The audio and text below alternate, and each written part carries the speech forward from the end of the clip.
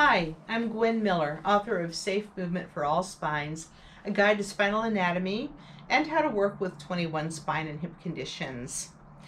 Back in the day, we used to only have one type of hip replacement. It was always the posterior approach hip replacement, which is represented by this orange tape on the back of my rear end. Now we have multiple different types of hip replacements, and they don't all have the same contraindications.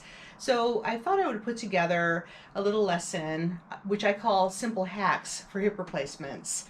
So the posterior hip replacement, represented by this orange piece of tape, the movements that we're not supposed to do with that is to cross our leg, or to internally rotate the leg, or to do both, like this. Okay, so the lateral hip replacement, we are not supposed to be crossing midline. And then the anterior hip replacement, we are not supposed to be taking the hip into hyperextension. So to do a safe instruction for these types of hip replacements, starting with the anterior, I would want to instruct my person with this type of hip replacement to have the femur bone lined up with the pelvis so that it is not behind the pelvis like so. This would be a hyperextension. The reason is that the femur is pressing against the scar line. So I have the scar lines represented by the orange tape. So if the femur is pushing toward the scar line, that is a less stable position for the hip. And especially if we're teaching a yoga or Pilates or strength training class wherein we're doing something like a runner's stretch or even a dancer pose, to have that pressure of the hip forward could result in a dislocation of the hip replacement.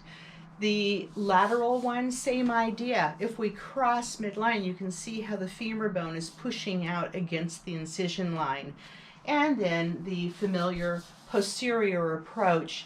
This is why we don't want to cross midline, because if we cross midline and internally rotate, that's actually the direction that they removed the original hip.